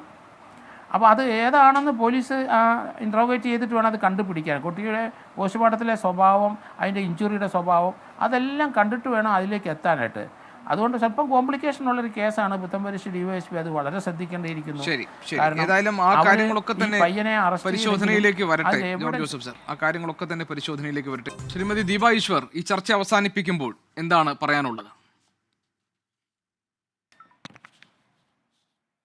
അല്ല, ഇപ്പം നമുക്ക് പല കേസുകളും നമ്മൾ ഇതേപോലെ കണ്ടിട്ടുണ്ട്. അതായത് കുഞ്ഞിനെ കൊലപ്പെടുത്തിയതിനു ശേഷം കാമുകനോടൊപ്പം പോയിട്ടുള്ള അമ്മമാരുടെ കഥകൾ നമ്മൾ കേട്ടിട്ടുണ്ട്. ഒരുപാട് കഥകൾ. ഈ ഒരു കഥ ആദ്യം നമ്മൾ കേൾക്കുന്നത്, ആദ്യം കേരള ജനതയുടെ ഉള്ളിലേക്ക് വരുന്ന വാർത്ത എന്ന് പറയുന്നത് അമ്മ കുഞ്ഞിനെ കൊന്നു എന്നുള്ളതാണ്. അപ്പോൾ ഇതുപോലെ സമാനമായ മറ്റ് വാർത്തകളൊക്കെയാണ് നമ്മുടെ മനസ്സിലേക്ക് വന്നത്. കാമുകൻ്റെ കൂടെ പോകുന്നതും, ഭർത്താവ് മരിക്കുന്ന അന്ന് തന്നെ കുഞ്ഞിനെ വീട്ടിൽ ഉപേക്ഷിച്ചിട്ട് കാമുകൻ്റെ പോയി, ഇങ്ങനത്തെ ഒരുപാട് വാർത്തകളാണ് വരുന്നത്. അപ്പോൾ അതുമായി ബന്ധപ്പെട്ട് നമ്മൾ വിചാരിച്ചത് എന്തൊരു സമൂഹമാണ് ഈ അമ്മ, എന്താണ് ഇങ്ങനെ എന്നൊക്കെ. പക്ഷെ പിന്നീടാണ് ഇതിൻ്റെ ദുരൂഹതകൾ പലതും കെട്ടഴിഞ്ഞ് വന്നുകൊണ്ടിരിക്കുന്നത്. അങ്ങനെ വരുമ്പോൾ മാത്രമാണ് ആ അമ്മയെ മറ്റൊരു കണ്ണിലൂടെയും കൂടെ നമുക്ക് കാണണം എന്ന രീതിയിൽ നമുക്ക് കാണാൻ സാധിക്കേണ്ടത്. കാരണം ഒരുപാട് പ്രശ്നങ്ങളിൽ നിന്നും ഉണ്ടായ എന്തെങ്കിലും ആണോ ഇതിനുള്ള കാരണം എന്നത് അറിയാനിരിക്കുന്നു. പക്ഷെ ഞാൻ ആദ്യം പറഞ്ഞ പോയിന്റിലാണ് ഞാൻ ഇപ്പോഴും ഉറച്ചു നിൽക്കുന്നത്. അമ്മമാർക്ക് എന്നും ഒരു അമ്മയാവുക എന്ന് പറയുന്നത് എളുപ്പമുള്ള കാര്യമല്ല. അത് മറ്റാർക്കും ചെയ്യാൻ പറ്റുന്ന ഒരു കാര്യമല്ല. അമ്മയ്ക്ക് വേണ്ട മാനസികമായ പിന്തുണ ഒരു കുടുംബത്തിൽ വളരെ ആവശ്യമാണെന്ന് 1. 2, അമ്മയ്ക്കും അച്ഛനും ഒരു കുഞ്ഞിനെ വളർത്തുന്നതിൽ തുല്യ പങ്കാളിത്തമുണ്ടെന്നും ഈ മാതാപിതാക്കൾക്ക് നൽകേണ്ട പേരൻറ്റിംഗ് കൗൺസിലിംഗ് കൃത്യമായിട്ട് സൗജന്യമായിട്ടാണെങ്കിൽ പോലും സർക്കാർ അത് ഏറ്റെടുത്ത് ഓരോ കുടുംബങ്ങളിലും അത് എത്തിക്കണം എന്ന ഈ കാര്യമാണ്. ഇത് ചെറിയ രീതിയിലാണെങ്കിൽ പോലും, ഇത് തുടങ്ങുന്നത് ചെറിയ രീതിയിലാണെങ്കിലും മാറ്റങ്ങൾ വലിയ രീതിയിൽ കാണാവുന്ന കാര്യങ്ങൾ, ചെറിയ കാര്യങ്ങളാണ് ഇതൊക്കെ.